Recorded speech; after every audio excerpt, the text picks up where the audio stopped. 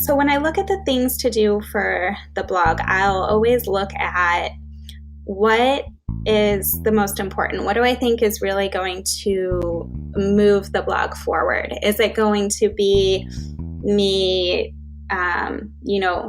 sharing this Facebook post, or is it going to be me updating photos for a recipe? Like, what's going to really propel the site forward more? And I would go more towards the content creation, taking those pictures, than making sure that I've got my Facebook scheduled. That was Serene Herrera, and this is episode number 161 of the Chopped Podcast.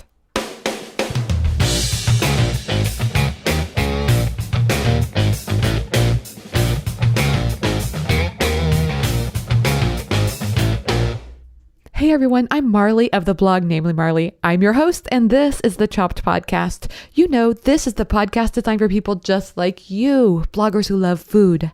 So what are we doing here? You know, I ask myself that question a lot, but one thing I know, this is a podcast all about encouragement. It's where I talk to guests or share thoughts about tips and strategies and, all the technical stuff. But then there's also lots and lots of soul searching about what we're doing in this community of bloggers with a focus on food.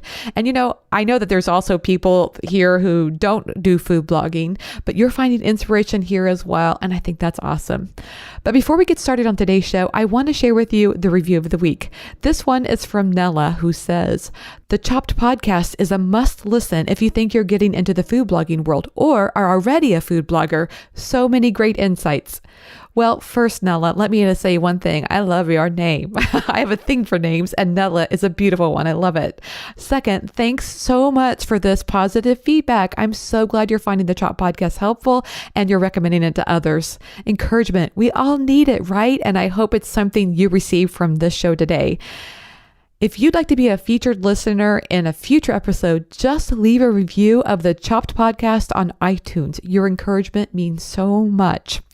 So on to today's topic. Today I'm talking with Serene Herrera about time management. And let me tell you, Serene is the expert. You want to know one of her major credentials in a time management expert guru? It's because she has 5 children, all living at home. That's pretty impressive. I can't even imagine. There are days that I'd like to think about that, but I'm a mother of 1. So, I just want to point out that even when you have an only child, they're really busy too. It's because I had 1, she got involved in a lot of things. But that said, 5 is a lot. So I can imagine just all the different places they have to go and just categorizing all the homework, all the things. There's just so much to be done. I can't even imagine. And on top of all that, Serene is a food blogger. So with little ones at home, Serene realized that she had, really for her, continuing her job was just not cost effective, because when you factor in childcare, you're really kind of working for nothing at that point. So she knew she needed to do something, and so she decided to start a food blog. So we talk about, how that meant, creating time management skills for her, because, like all of us, she soon realized that food blogging can be all consuming. It's kind of funny. It's kind of ironic that we're talking about food and consuming food, and yet food blogging itself can be so consuming. So Serena and I talk about that. We talk about the importance of prioritizing the work. We also talk about delegation and what's involved with that. And in fact, it's such an important milestone that, when your blog gets to the point that you're ready to hire somebody to help you. But it's also difficult too, because, having assistance means you have to really understand the work and how you delegate that work. And we also talk about, how hard it can be sometimes to give negative feedback. We have to be real and give feedback to assistants. And I think Serene has a really good tip there about how she does that. So I was very excited to talk with Serene about that.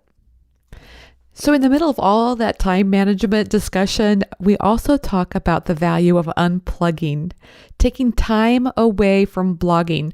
I don't know about you, but does that sound a little counterintuitive? That's the very first thing I thought of. Like, how can taking a break make you more effective?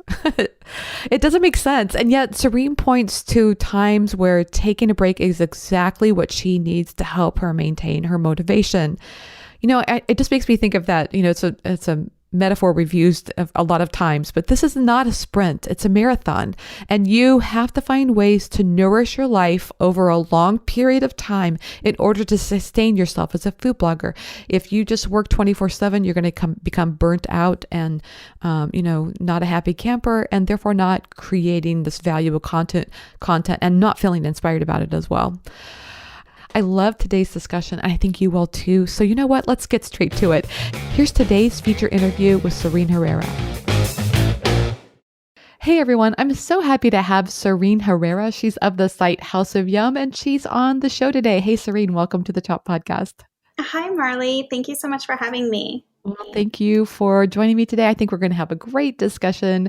I'm really looking forward to talking with you. And so I thought maybe it might be best if we just start out with you kind of giving a little bit of information about yourself and what it is that, why it is that you started your blog. Yeah, of course. Well, let's see. I started my blog. I've had it for a little over 4 years now. And when I started it, I was a stay-at-home mom, and my husband and I, we needed a little extra money. And so I started looking at things I could do from home. And I actually started up a daycare in our house. So I was babysitting some kids, and then I kept looking for something else to do. And I saw blogging, and I was like, wow, people are making money doing this. I was like, I bet I could do this too. So I started it up. I had no knowledge of anything. I seriously took my first pictures with my iPhone and in my kitchen with the kitchen lights, and yeah, I was one of those. So I just started, with nothing, and just continued working at it and working hard, and it's it's my full-time job now. Well, you picked a good name because it seems to be like any site that has the word yum in it seems to do very well. Yes, it's a good luck. Yes, a good luck charm for sure. And I'm surprised, that's one of the hardest things, it seems to me, is picking the name and making sure that the URL is available. So you got kind of lucky with that one. It's a good name. I did. Yes, I know. I remember I went through so many names just one day. I just sat and went through hundreds of names, I don't know, and found something that was available. Until the one that just really resonated, like, yes, that's it. Yes. Yeah, I want to read this quote from you. I love this. Okay, it says, I have 5 kids ranging in age from 13 to less than 1 year old. I've been blogging through 2 pregnancies, 2 newborns, homeschooling. Wow, that's a lot. Yes. And I have to update it because my oldest, she just turned 14 about 2 weeks ago. And my youngest, he had his first birthday about 3 weeks ago. So we need to get that updated. Yeah. Well, that is a lot. And for someone to grow their blog from nothing to the point that you're at today is amazing to do. Just to do that on your own, let alone with all of the, complications of kids, especially 5 of them. Yes. The craziness that they bring. Yes. I mean, because I had one child and it was like nonstop. I was a taxi driver all the time. I took her to everything. I can't even imagine with 5. Yes. Yeah. My husband and I, we have to split up, and we split up the kids, and we kind of have to, when they're doing sports. So kids with soccer, and they're everywhere. So we're all over the place. Yes. And I love that you talk about how you've grown your blog, not only to match your previous full-time income, but now you're making more than you were before. Yes. Yeah, I am. Does that feel like a dream? Absolutely it is. And I have to remind myself to stop and enjoy it every once in a while. It's so interesting that you say that, because I have been feeling like that a lot lately, because it's so easy to take for granted where you're at, that you're constantly pushing to move forward, that you forget to kind of sit back and enjoy where you're at. Yes, yes, it's the same thing. I always think, oh gosh, I need to work harder. I need to do better. And I'm like, well, Mhm. just stop and it's okay because, look where you already are and it's okay to, take a day Yes. off if you need to. Right, exactly. So I want to talk with you for a minute about, the growth that you've had on your site. What do you think, obviously when you first started, it takes a while to get some, traction going, but what do you think were the things that really took you to the point where you are right now? Um, there's so many little things Yes. I think that help out with blogging. Definitely, upping my photography game and not sticking with the iPhone in the kitchen lights. That's a big help. So focusing on the photography and now videos and upping, the video game, and reaching out and speaking with other bloggers and building relationships with them. I know I've had a lot of growth with, some bloggers that I've had contact with. They share my stuff, and that's Yeah. great, and it helps. And um, just putting in the time and the work, and just keep going. Yeah, exactly. When you talk about improving your photography, did you go to any particular course or did you just look things up online or how did you do that? Yeah, completely self-taught. I just basically looked things up online. I still do from time to time. If I'm like, how am I supposed to do, a pour shot? Like, what are my settings supposed to be? Like, I can't tell you this stuff off the top of my head. Like, I have to Yeah. stop You have to have and a look it camera in front of up. you. Yeah, I have to stop and look it up and like watch a little YouTube video, and then I'll be like, okay, and then I'll try and get my Yeah. picture. So, Yeah, yeah, I think YouTube that's is great. wonderful. Yeah, it's my favorite teacher. Yes. How about video? Do you do video on every post or? No, not every post. I've done videos for all of my top posts, the ones that get the most traffic. Yeah. And I'm starting to do video for the things that I think maybe might grab people's attention on Facebook. Um, but I still, will look at my traffic and see where are people going. And I want to make sure that I have a video on that post because then it'll bring it'll help them to make the recipe. And then with having ads on the video, it'll, bring in some more income. Yeah, I think we're both in Mediavine. Aren't you in Mediavine? Yes, yes, I love Yeah, them. I do too. They're so great. And they have this new kind of I don't know how to explain it, but it's like an ad that shows right immediately before the video. It's nice. Yes. Yeah. Yeah, that's good. And so I know that you also have put a lot of time into things like, search engine optimization. Has that been Yes, helpful that for you as well?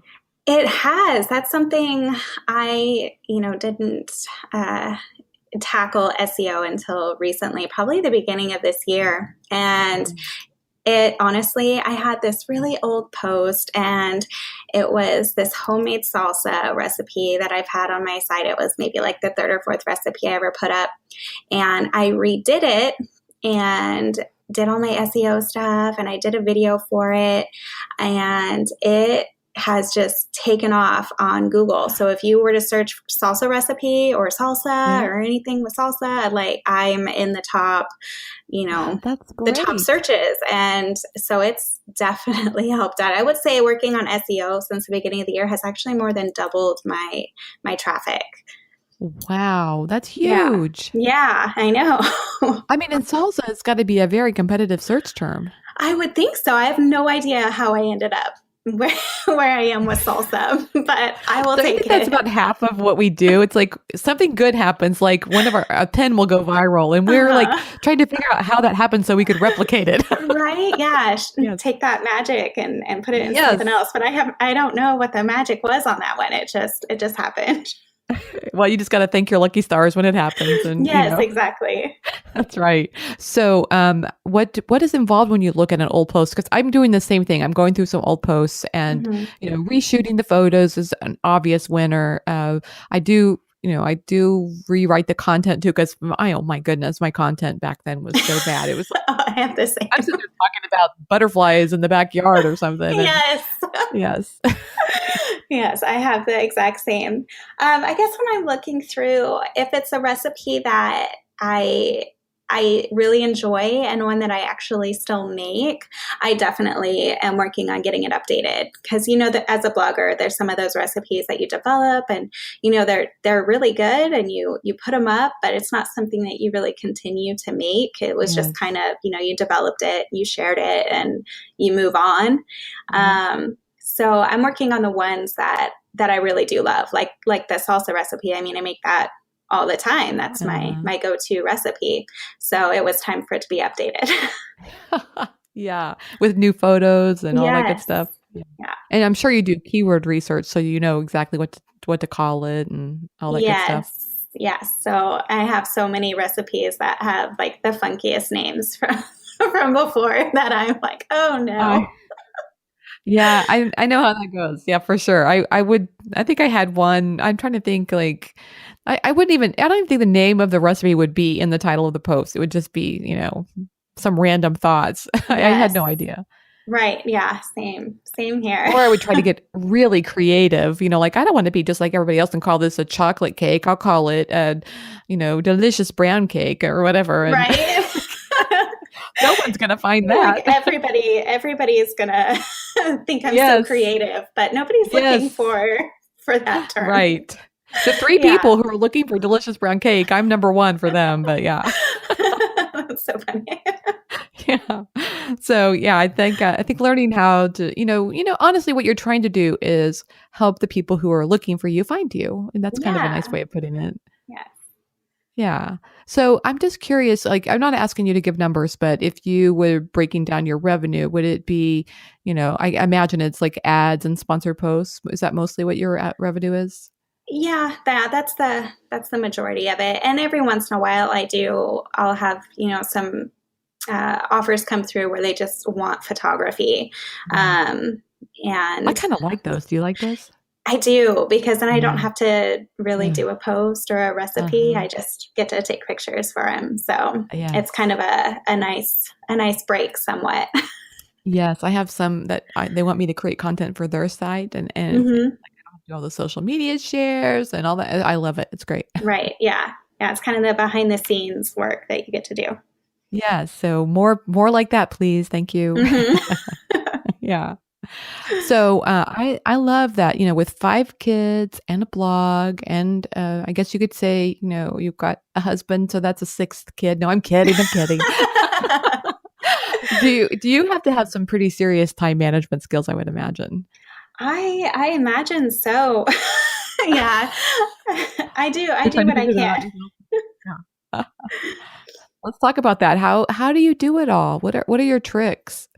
Well, I always have my, my to-do list. And I always start my week off with a list of, the recipes that I need to make, what recipes need photos, if I'm going to be doing a video, which recipe needs a video. And then I'll look at what other important things need to be done during the week. If it's, maybe uploading a video to Facebook or to YouTube, or, is there any particular shares that I need to get done? I look at, what's important to get done. And so I'll start my week and I'll have this list of things, and then I kind of break it up by day so that I only have maybe, 3 important blog tasks each day that I need to, like, these are the 3 things that if I get anything done, these are the 3 things that need to get done. And I go from there. Because I really don't have set hours that I can make sure that I'm going to be sitting at a computer and getting work done, or set hours that I know I'll be in the kitchen cooking. I kind of just have to go with the flow of my day, I guess, and work around the kids and the schedule and what else is going on. So I go with my list of things to do instead of a particular schedule. I see that because that, you could probably cause yourself a lot more stress if you said, I have to do these 10 things before noon. Right. Yeah, that would, freak me out. Yeah. It would freak my kids out. They Right. Because wouldn't you know don't know. what I was mean, going on. you think someone's going to be going to school today and they're home because they got the chicken pox, or you have no control Yeah. over things. So, Yeah, exactly. Exactly. So some people are great at time blocking, which I think is a wonderful yeah. thing. You set your times. This is what you're going to be doing. With my life and my schedule, that doesn't really work. So we're Right. more task oriented than than schedule oriented. Well, what I love is that I think there are probably a lot of people who are listening to this show that have different, like everybody has different needs, and so we've talked a lot on this show about time, doing things in blocks. So I love the idea of Mhm. giving people an alternative. And so what I'm hearing you say is that maybe at the beginning of the week you kind of sit down and you write down 3 things that you need to get done every day. It doesn't matter what time you get them done, but that's your goal, is to get those things done. Right. Yeah. Yep. And what I like about that too is that if I don't have my list, I kid you not, I can get through my day and think, I could just like goof off all day long and think that I have everything done. And then I get to the end I of the day, I'm like, know. oh my God, I should have got these 10 things done and I didn't do it. Exactly. And you're like, what did I exactly accomplish today? Yes. Oh What my did I God. even do It's so with true. myself? Yeah, I'm Yes. the same way without my list. Like, I'll feel like I'm productive, maybe, Uh-huh. because I've been on the computer, but it turns out all that time was just scrolling through Facebook and not Uh-huh. really Or doing anything. Pinterest. Yeah. Or Exactly. Instagram. Yeah. Exactly. So, yeah, having my list and the things that actually need to be done, and then I can check it off, cross it out, whatever, and I can actually see that I did those things. That's what I did today. Do you try to target certain things? Like for example, I just feel like there's so many parts to a food blogger. Like Mhm. there's the content creation for your site itself. And then there's the social media, and there's a lot to be done in every area. Do you kind of segment those out? How do you conquer both?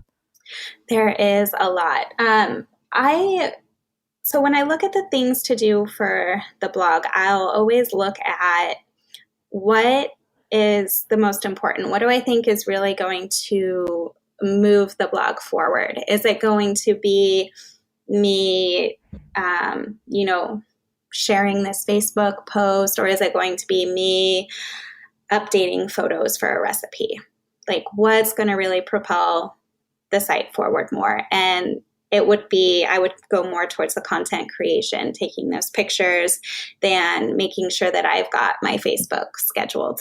So I prioritize the things that need to be done. And I also will look at what can I delegate to somebody else. So, I've recently, very recently, like within this last month, hired somebody to take over my Pinterest because I didn't have the time. With Board Booster going down, I did not have the time to Yes. schedule out these pins, and it was like stressing me out. I was like, I don't have time for this. So it was something I could delegate. So I Yes. delegated that out. Do you use Tailwind? Yes. Yeah. I Yeah. have no idea how to set it up.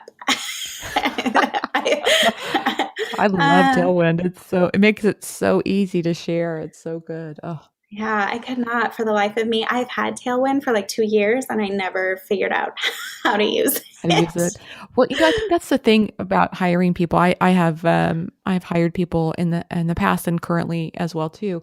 And it makes you realize how much is involved in what you do.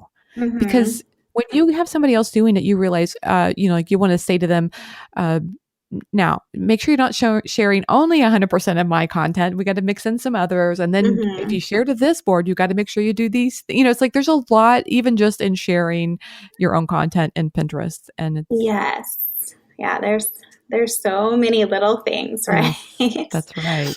Like, Yeah. even like for me, I have some gluten-free boards I'm a part of. So, and I'm vegan. So I have to tell my assistant, don't make sure not to repin something, Hmm. like it has to fit with my audience. So it's like, Right. And so they need to know what's in that recipe.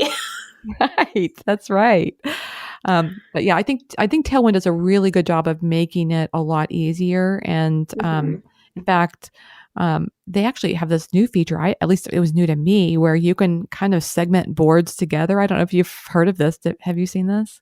I haven't. So you can create a group of boards. So like I might have one that's called sweets and or chocolate or as many as you want. And then you put in that category every board that you have that's related to sweets or every board that's related to chocolate or, and you can kind of break all these segments so that when your assistant is in there wanting to share your new pen and maybe you just made a new chocolate cake, then she would pick chocolate and sweets and and it's kind of cool. It would just send them all out to those boards. Oh, see, that's so neat. I know. Anything that makes life easier. I love it. Yes, I like easy.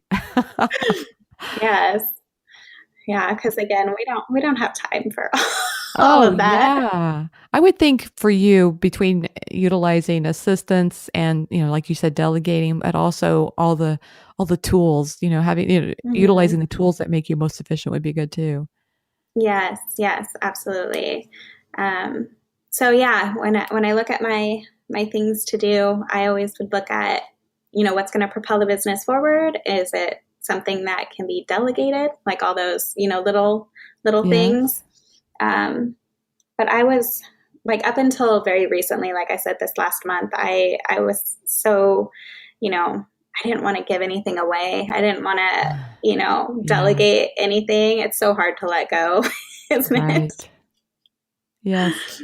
And some things are hard to give away. Like, if it's your own, I find, for example, on Instagram, I have tried having an assistant work with me on Instagram, and I didn't think those things resonated as well. I think they can tell the difference when I'm speaking or writing versus somebody else. So there's some areas where I think it's kind of harder to have somebody else delegate. Yeah. You still want your voice to come through and everything that you're doing. Right.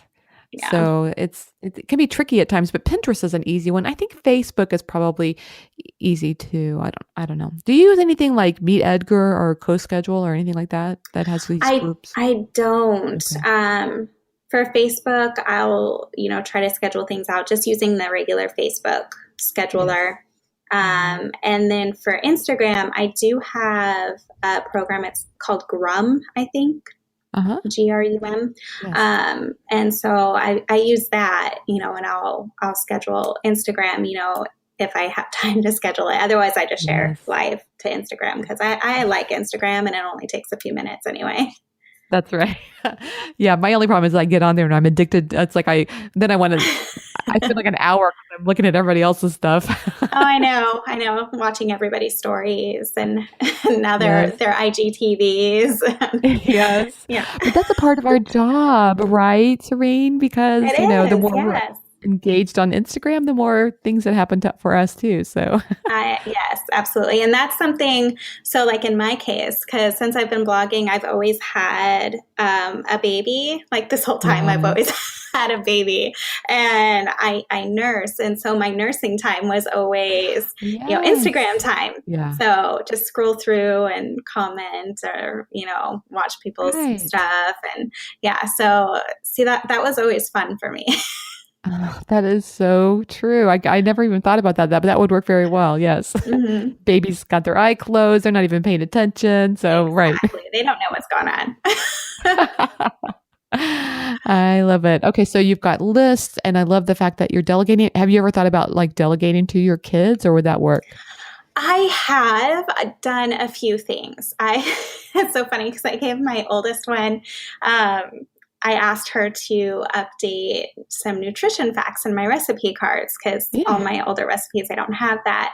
And so then I was going through my recipes one day or somebody left a comment and they're like, this looks great, but oh my goodness, that's a lot of calories. And I looked and she had put like the one serving was like 2,500 calories. And I was like, oh. You forgot to put in. Goodness. She wasn't putting in the serving amount or like how many servings the recipe made. So she was putting it was like a quiche. So she had the recipes for this whole quiche made with, eggs and cream. And it was like 2,000 calories for this entire quiche, but you're only supposed to have like, a piece of it. And so I was like, oh my goodness. So I had to go through Yes.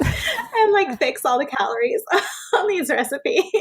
Oh, that's so funny. But at least you only had to do like, just go in and put the servings in, right? And it would Yeah, yeah. pre-calculate it. Oh my God. See, that's kind of an example of how delegating can sometimes be harder. It feels like it's like I had to do it Right. myself. I know, but I think that's like a mom thing, even with chores. Yes. I'm like, oh goodness, the towels are folded like The wrong the way. wrong way. Yes. Yeah, Yes. exactly. And at some point you really can't do it all. You have to rely on help. Yeah, absolutely. Yes. And I think sometimes for me, the hardest part about delegating is being able to give honest feedback and be okay with it. Like, I think it has a tendency to feel mean. Like, you didn't do Oh, this right. yeah. And I don't want to Uh-huh. be, but I think it's just being honest. What I've done lately is I've hired people. I just say, look, I have certain standards. I need things to be a certain way. So please don't take anything personally. I'm just going to be sharing with you. I'll give you feedback when I want things to be Hmm. different. It's so funny that we feel that way, I where if we know. were in like a regular job, our Yes. bosses would have no problem telling Right. us what we're doing wrong, right? Yes. It's But true. we don't want to, step on anybody's toes. I feel the same way because I had somebody, do my Facebook before, and I would be like, I don't really, you know, don't want to do it Yes. that way, but Right. yeah, yeah, What kind was of the tiptoe criteria around that it. yes, when you were hiring somebody, your assistant for Hmm. Pinterest, what was the criteria? Were you looking for somebody who has a lot of experience and they can just do this, or were you looking for someone that, you could just show them the way you wanted to do it? I was kind of looking for somebody who pretty much knew what they were doing. Like this Yeah, is, what they do. yeah, And so yeah, this is her business. That's what she does. She's got lots of clients and she has people who work for her that help her do yeah. it. So I was like, okay, we'll Because give this a try. you don't want to think about it. You want them just to take over, and yeah, Yeah. Yeah, I didn't want to teach anybody, especially since I really don't know Tailwind myself. I kind of need somebody to, step yes. in and kind of tell me how to do how to do it. Right. Now, do you create pins, in addition to your posts, do you create pins that you feel like do better on Pinterest? I mean, I feel like tall pin is a term I've used in the past, but maybe Hmm. they're just like a little bit tall nowadays. I think they've changed their requirements. So Yeah, I know. I do make my own pins, and I've moved towards their recommended the 600 by 900. yes, me too. Um, I was doing the long pins, and I still have some that they're performing great. But all my Yeah, new me ones too. are the new size. Yeah. But then it seems to me like that's basically the size of one of my regular photos, although it's slightly Hmm. different. And so it seems like it could just be one photo with text on it. Is that what you do? I do like a little block at the top and add some Okay. color and then do the text in that. So it's kind of, like a half of a long pin is what it looks Yes. like. Uh-huh. That makes sense. I like that. Yeah. It adds some context for the Hmm. person who's on Pinterest, but at the same time it's not too much work for you either. Yeah, yeah. They're pretty easy to put together because I do pretty much the same thing Yeah. for all of them. Do you use Canva? I have, but for pins, I just pull up PicMonkey Yep. and use That's another that. good I mean, one. I edit all my pictures in Lightroom, but then for making pins, I just use PicMonkey.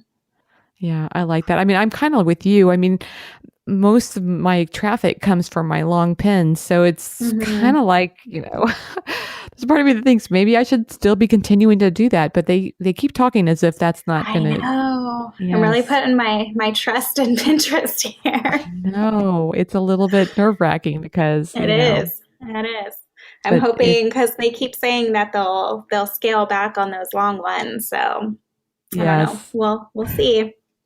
we'll see. Yeah, 2018 has definitely been a year of changes for on Pinterest perspective for sure. Yes. Yeah. Well, I think it's great because they've really, reached out to the blogging community where Yes. before they were kind of like an unknown, but now I feel like a lot of the bloggers, like we know the names of a lot of the people who are up, Yeah. In the top of Pinterest and have, seen, what is it, Facebook Lives with them, their interviews and stuff, where before they were kind of, like Google, you don't really know what's going on. Right. That's one thing I kind of appreciate about Pinterest, though, I think Instagram is probably the same way too, but not Facebook. And that is, they seem to have an appreciation for their content creators. Mm-hmm. Facebook just seems like they keep wanting to, I don't know, it's like we're being penalized for being a content creator, and I don't understand that. Right. Yeah. Yeah. They're really focused on the actual people Yeah. using the platform as opposed to the businesses Right. that use it, which I Yes. can understand that from a business perspective, but it really kind of stinks Right. for us. Well, especially since the users, the people are loving the content. Yeah, yeah, exactly. I mean, Yeah. what would they be going to Facebook if they weren't? I mean, it seems like recipes is a big part of what people go to Mhm. Facebook for. So, Yeah. sharing sharing what's going on in their lives too. But, anyway, yes. But yeah, Rant, yeah, I rant know. about Facebook is over. Yes. How about keyword research? Do you spend a lot of time on that nowadays? I spend maybe, a decent amount. I use SEM Rush, but just the free, I get like, what is it, Oh, 10 yes. searches a day or something, which Uh-huh. is really all I need. Yeah. Because I already know basically what the recipe is. So I'll put it in and I'll see, how many people are searching for it. And I look at who's in the top, what the competition is. Am I like looking at Food Network or am I Yeah. looking at bloggers? Right.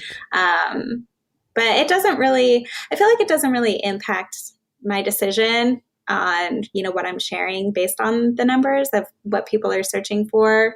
Mhm. Because I already know kind of what I want to make and I already have Yeah. the recipe. So I'm just looking for the best way to phrase the name of my recipe, I guess, is what I use it for. Oh, that's so smart because there's been so many times that I've named something on my site and afterwards I think, oh, I missed a huge opportunity. I could have called this, granola Right. bars instead of luscious bars or whatever, Yeah. Yeah. No, yeah, exactly. So that's mainly what I use it for, is to get the best name possible for my recipe. Yes. And that's really all the research that I Are, do on the keywords, I do you guess. find that when you're on SEM Rush and are there certain numbers that you feel like are a good fit for you? Like, if it's over 2,000 searches a month or something like that, is there a target range that you're looking for? Yeah, I like, over 2,000. If it's less than 1,000, I'm like, Yeah. Is it okay. worth So the this post work? isn't really gonna go anywhere unless Yeah. it takes off on, Pinterest or Facebook, Yes. and that has nothing to do with Google search. But I'll kind of know it's really not gonna go anywhere. It's just kind of a labor of love at this point in time. Yeah, that's right. So let's talk about your journey with your blog. So you started it and you mentioned that your goal was to make a little extra money. When was Mhm. the part that, I think it's so easy for us to look at other people and think that they had one straight line of success. But Right. oftentimes I think there's a lot more back and forth. Did you experience some of that as well? Yeah, well, I think, when I started, I was having so much fun with it and Yeah. it was growing. And I reached a point where everything just kind of, I guess you could say it plateaued. It just kind of like my growth stopped. Mhm. And I sat there for maybe a year, a year and a half, and not really going anywhere with it, but I still worked. And it was also a time, I just had one of my babies, or part of it was I was pregnant and food was making me sick, and then I just had the baby, and so I'm sure that had something to do with it. I wasn't putting as much effort at that time as I have at other points in time. So I guess my rate of growth has, gone with pregnancies and Yeah. having babies. So, but again, I always just kept working, and because it was fun for me, and it's a good creative outlet. And, you know, at this point with 5 kids, I couldn't afford daycare if I were to go get a job. So Absolutely. I've just always just kept on going. That's right. So anything that you're bringing in is topping the money you'd be putting into daycare, right? Right. Yeah. It's ridiculous, especially because we used to live in California. And when Oh, I was pregnant with our third, because I had worked before when there was the 2 kids. And then when I got pregnant with the third, and I was looking at the cost of daycare, and it was, you know, I would only be bringing home oh, like a couple $100 by the end of the month. I was yes. like, well, that's not worth it. No, speaking of something not being worth it, that's for sure not worth it. Yeah. Right. Yeah. And you get the joy of being home with your kids. That's kind of, that's Yeah. invaluable, really. It is. And I will have to say, I mean, there's days where I have to remind myself, because I'll catch myself telling my husband, I'm like, do you know how productive I could be if I were like in an office or just Yes. somewhere quiet and I could just work 8 Yeah. hours a day? Do you know what what I could do with this? And Yeah. then I have to stop and remind myself, no, this is the whole purpose of why you're doing what you're doing, is so that you can be home and you can be with the kids, you know, while they're little, or, you know, whatever, because it's not always going to be like this, you know. In Right. 10 years, my oldest will be 24 and my little guy, he'll be 11, and I'm sure I'll have all the time in the You'll have a world lot to more do time. work. Yes. Yeah. So, So you just, I think you talked a little bit about your, kind of like a passion for unplugging. Do you do that on a regular basis? yes, I do. Every, I mean, I treasure the time with my family and with my husband. And, you know, when he first gets home from work, he's so good. He's my absolute like biggest fan. Oh, And he always makes sure that I get, you know, time I need. And as long as he's not working, he's more than happy to give me, you know, time to oh, work. So when he gets home from work, he's really great. He'll take, you know, over with the kids and do everything with them. And I get, you know, a solid 2 to 3 hour chunk of time that I can nice. spend at the computer doing stuff. Yeah, And then, you know, because I've spent time with the kids all day, right. and so he gets to spend that time, and then we'll come together and do, you know, bedtime, and I put everything away, and I spend, you know, the rest of the evening with my husband, and we'll eat dinner together, and, you know, watch a show, or we'll just chat, or, you know, watch silly videos or Yes. whatever it is. So after I get that good chunk of work in, everything goes away. So every night. And and that's probably by, you know, 6:30 that I've like shut down for the Yeah. evening, and everything goes away. And then on the weekends, I, you know, want to spend the time with my husband. So sometimes I'll work. Like last weekend, you know, we didn't really have anything going on. So he hung out with the kids, and I, you know, was able to record 2 recipe videos. Mm. So sometimes I'll work, but usually I kind of unplug on the weekends too and spend it with him and the family.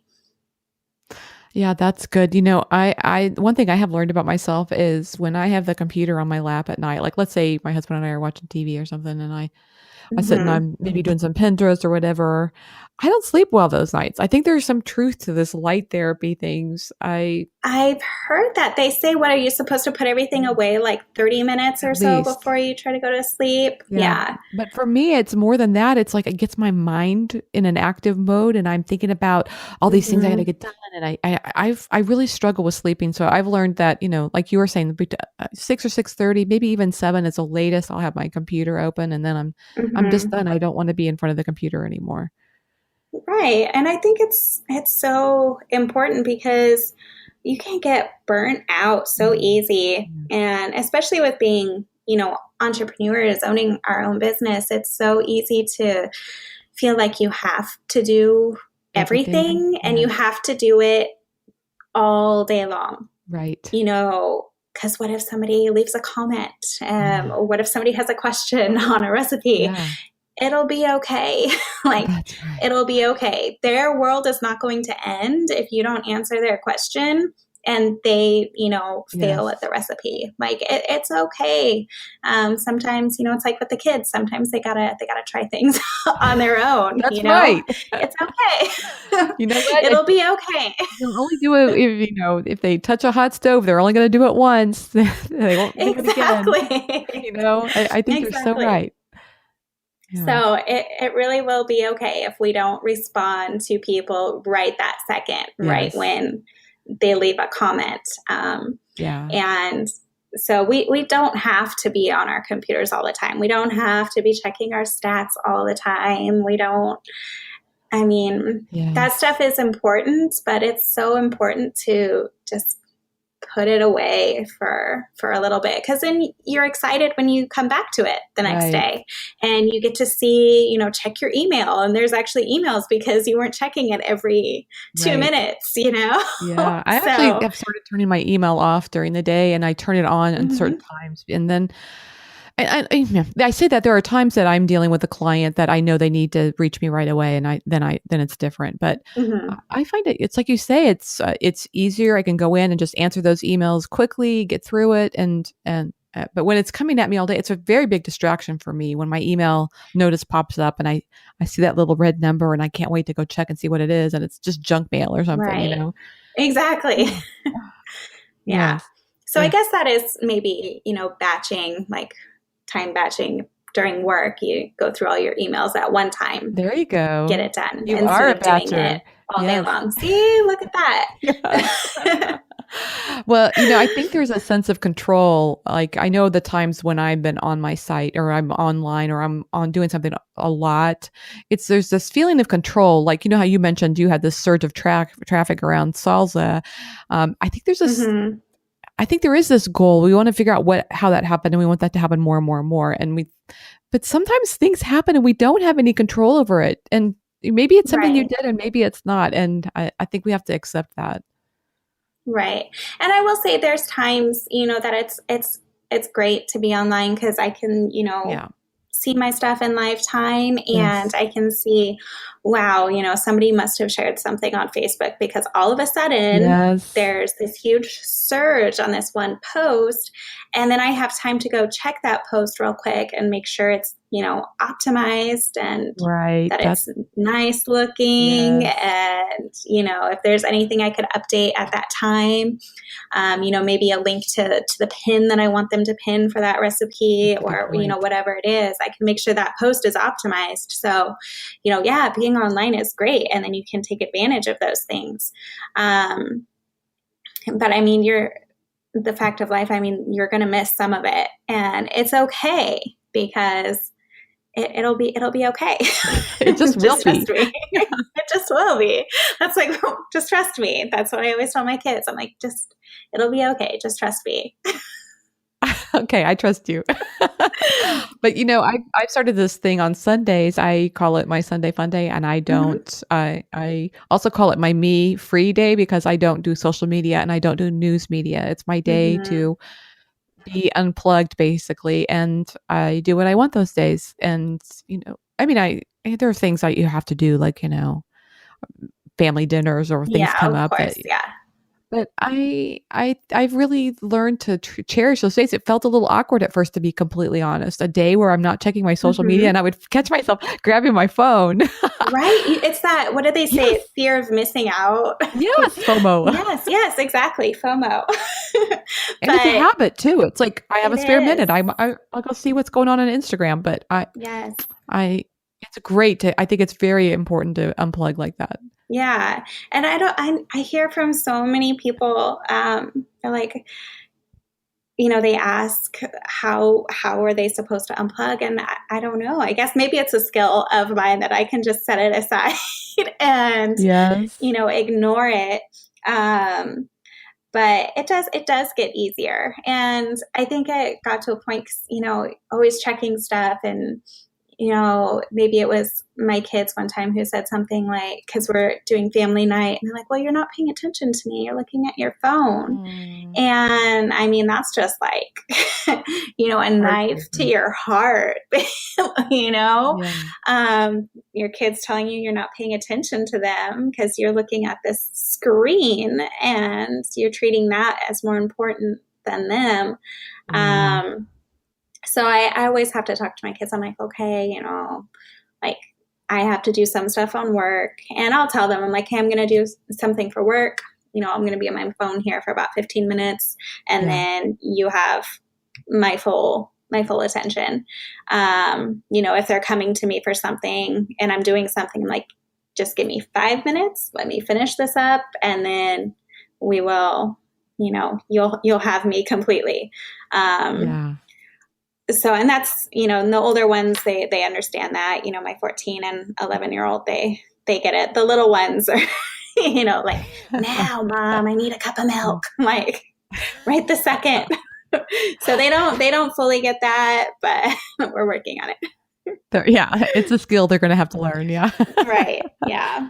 Yeah, I love that. And I hope this is something that resonates with people, that they, hearing this, we understand the pressures of the job. There's a lot of pressure in this. And, but at the same time, I think we have a lot of control, a lot of choices that we can make to, like you were saying, that you love it when you come back. I love my Mondays now because I get to wake up and, I'm going to get on social media. I'm going to do the things that I do. And it feels fresh to me rather than just like something I do every single day. Right. Yeah. And I always have to remind myself, this is a fun job. I get to do what I love. I get to cook. I get to take these pictures. I get to share it with people.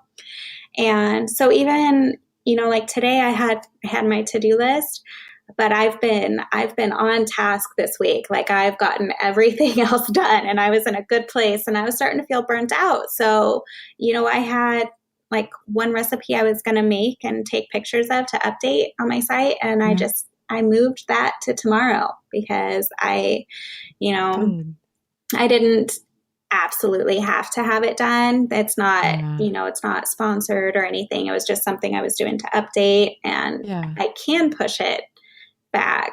So I did, and instead I spent the afternoon making donuts with my 5 and 3-year-old. So it's good to take, if you're starting to feel burnt out, just, you're your own boss. You can take some time, because if you add up all the hours that we're working during the week, I'm sure it's over what we would work in an office job. So absolutely. give yourself a break. It's okay. It's okay. It's okay. But I mean, the to-do list, it's going to be there tomorrow and the next day. And it's just going to keep growing. I mean, it's always going to be there. But the people that we're spending time with, they're not always going to be, little. The kids aren't always going to be little. They're not always going to be at home. So I do try to make sure I have the time with them. I love that. And I also love that when your idea of giving yourself a break was to cook some more, but you were doing it out of a place of passion, that's nice. Yeah, for fun. And no pictures needed, because we kind of made a mess. Yes. I feel like that's the state of my kitchen a lot these days, but I like it when it's perfect, but it doesn't stay that way very often. Yeah. Well, and then I overfilled the donut pan. And so instead of them looking like donuts, they were like these fluffy muffin things with a hole on the bottom. And my daughter, she's like, Mom, those don't look like donuts. Like, I'm sorry. Let me guess. Was that the 14-year-old? No, that was the 5-year-old. Uh-oh. 5 going on 14. Yes. Oh, it was no joke. I love that. That's great. I feel like that's really good advice for people right there. It's like, to recognize that we all have those times that we struggle, and there are plenty of ways to get out of it. And it sounds like what I'm hearing you say is one way to get through that is to give yourself some time. Maybe what you're needing is a little bit of a break so you can come back to it with fresh eyes.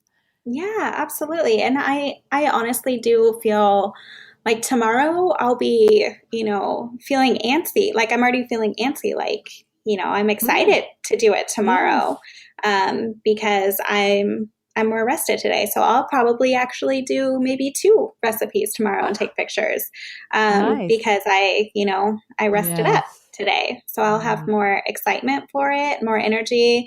My kids feel, more loved because I spent Yeah. that time with them, and they'll be more willing to give me some time tomorrow.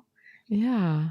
That's perfect. Okay, so I'm at the end of the interview here and I love to ask some fun questions. I hope you're game. Okay. Okay, so tell me about your favorite food. Oh, my favorite food. My husband always makes fun of me. I love cheeseburgers. I do. I love a good cheeseburger. Any particular kind of cheese or just the good old No, American? yeah, American or sometimes just like a regular cheddar. I don't like to get fancy with my cheeseburgers. I just like them, like a basic, classic cheeseburger. Yes. I think sometimes there could be too many layers. Do you agree with that? It's like sometimes you just Yes. want just the right layers. Yes. Yeah. I know my husband's always getting creative and like putting all this Yeah. stuff on his, and Uh-huh. I'm just like, no, no, just the cheese. I want some pickle, a little bit of, mustard, some ketchup, and like maybe some tomato and lettuce if I'm feeling fancy. But You really want to mix things up. yeah, but that's really it. And he's over there with like his blue cheese and like some onion straws. I don't know what's going on. That's funny. How so you say you really like this. Do you eat this a lot? Well, we eat really healthy during the weeks, Yeah. and on the weekends we'll have a cheat meal. You kind of Yes. get whatever you want, like what you've been Uh-huh. craving for the week. And he's he's always like, "Well, what do you want?" I'm like, "A cheeseburger." I want a cheeseburger. Does he roll his eyes like not again? Pretty much, yeah. Yeah. Yeah, I'm the same way. Like when I know I like something, I want it a lot. I don't Uh-huh. like we have a restaurant we go to. I never sway from. I always get the same thing because I know I love it. Exactly. Yes. Yes. Okay, so what about your phone? What do you have a favorite app for your phone? Oh my goodness, a You favorite can't say app. Instagram. Okay. My Google Analytics. No. Oh no, you're like That's a just nerd. sad. I do. Well, I like it because, it's handy, but I don't know. I'm looking at my phone right now to see what I even have on here that I use the most other than my Google Analytics. Probably my Walmart grocery app because I can Oh, order my food and they just deliver it to my car when I pull get up. out. Oh, you still go pick it up, but they bring it out. Yeah, yeah, yeah. So probably the grocery Oh, app because yeah, yeah. taking kids 5 through the kids. store is not fun. And with this, No. so when I'm in the kitchen and I'm like, oh my gosh, I need more pepper. I'm out of pepper. Like I can pull it up, and I just keep my list on the grocery app. So then come Sunday when I order my groceries for pickup on Monday, it's already on there. That is so nice. And would they charge you a fee for doing that? No, nope. You're kidding. How do they afford that? That's crazy. Yeah, I don't know, but I Oh, love it. that's you know what? That's a great thing because like you say, you know, that for 5 kids, that is a lot to go through the grocery store. Yeah, people get out of our way. I'll just I just say that. watch out, we're coming through. Yes, yes. They know us at the grocery store. Yeah. So that's why Walmart's doing this. They're just like, please, you just stay in the car. Let us bring it out to Right? you. Exactly. Yes. I'll take credit for that one. That's too funny. I love it. Okay, so I'm kind of changing up this last question a little bit, but I don't know if you even have time. I can't even imagine. But do you have time for TV or reading at all? And if so, what's your favorite? Reading, I would love to do, but no. Yes. No time. TV, my husband and I, we'll watch a show on Netflix every once in a while. And let's see, I love all the, what did we watch recently? Oh, it was Peaky Blinders on Netflix. Uh-huh. We went through that one really fast. It's like these, what is it, I don't even know what year, 1920s gangsters in Europe. And so they've got the accents, and I don't know. I loved it. It was great. We had to have subtitles on though, because their accents are so heavy. So thick, I had no idea. Exactly. I had no idea what they were saying. So subtitles are needed. Yes. Okay, good. There's so many cool Netflix shows. It's impossible to keep up with them all the time now. I know, but they have some really good shows. They do. Yeah. Cool. That sounds like a good one. Okay, so tell me, how can people find you online? They can find me at houseofyum.com. And that's my... Is that spelled with 2 M's? It is 2 M's, yes. Yeah, regular House of Yum was taken. I don't know. I know. Yeah, I think somebody was just sitting on it. That means your House of Yum. Yum. That means it's even more yum. That's right. Because there's an extra M. There's more. Exactly. Yes. Yeah. And that's my handle on, Instagram and Facebook and Pinterest. House of Yum is one word and on Instagram, or is it hyphenated? Yes. Nope. It's just the one word. Wonderful. That's great. Serene, I have had a wonderful time talking with you. Thanks for joining me. Thank you so much for having me. This was so fun. Thanks to Serene Herrera for being my guest on today's episode of the Chopped Podcast. Be sure and sign up for the Chopped Academy newsletter by going to chopped.academy and scrolling to the bottom of the page and subscribing. Thanks so much for your support of the Chopped Podcast.